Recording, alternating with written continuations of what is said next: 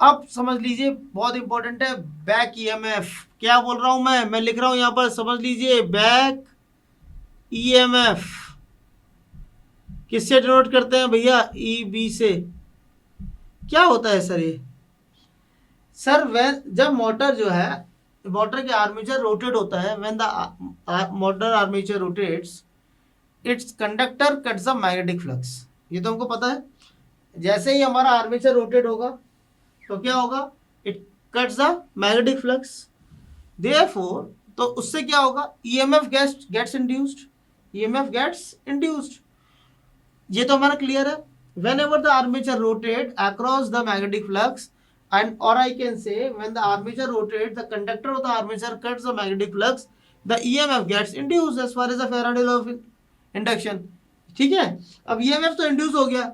अब उस केस में होगा क्या, in case of the motor यदि मैं बात करूं तो EMF है हमारा, उसको क्या बोलते हैं हम, जब rotation of the EMF is called the back EMF.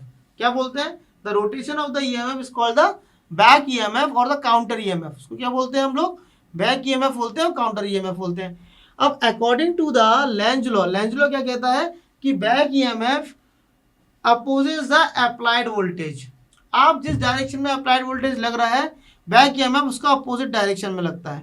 For example यदि वोल्टेज का डायरेक्शन अपोजिट फॉरवर्ड है तो बैक ईएमएफ हमेशा अपोजिट डायरेक्शन में लगेगा। तो लेंज लॉ क्या बोलेगा, लेंज लॉ के अकॉर्डिंगली हमेशा बैक ईएमएफ क्या करेगा, it opposes the direction of applied voltage, right. अब बैक ईएमएफ क्या करेगा भैया, the back EMF is induced, right, due to the generating action. Generator action क्या है भैया, whenever the armature conductor cuts the magnetic flux the EMF gets induced.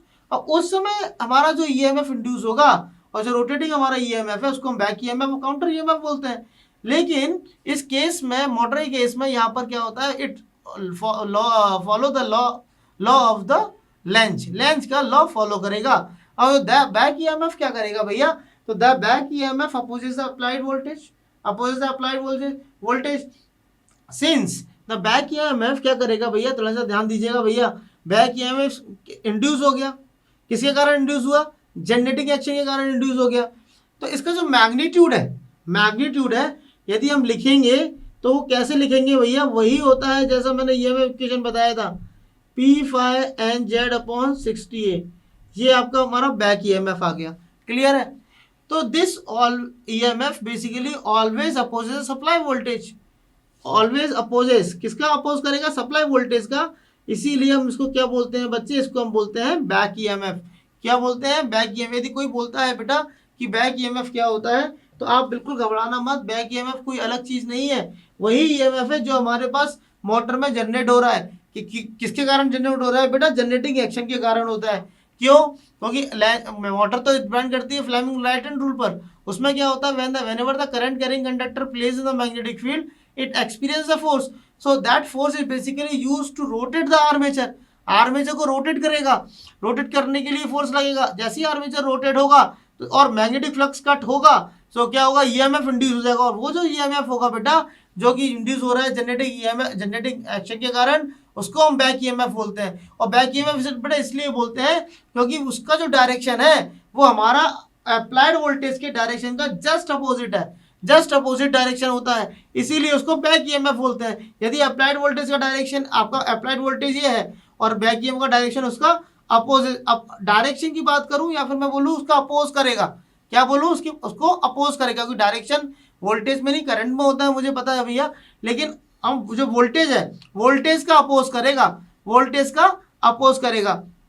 ये clear है। तो it EMF always opposes the supply voltage, this EMF is always opposes the supply voltage, ठीक है ना। Hence it is called the back EMF. क्योंकि बच्चे confuse हैं sir कैसे अपोज करेगा, तो इसके लिए मैंने वो टर्मिनोलॉजी करंट वाला लिया था, इससे कि आप समझ जाएं। लेकिन वो आप वोल्टेज में कभी अप्लाई मत करना कि डायरेक्शन आप वोल्टेज का निकाल दें, वोल्टेज का ऐसा कोई डायरेक्शन नहीं होता है। क्लियर है ना।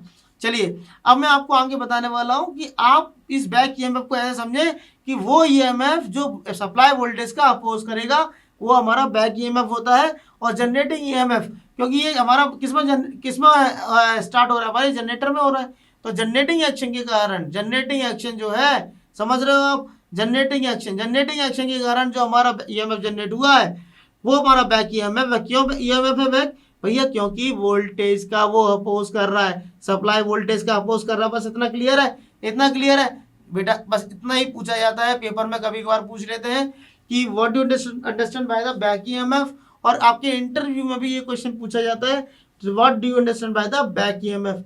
I hope it's clear, clear है। चलिए अब हम वोल्टेज इक्वेशन देख लेते हैं डीसी मोटर की, उसमें क्या चेंजेस आता है बैक ईएमएफ के कारण, वो मैं दिखाने वाला हूं, देखिएगा।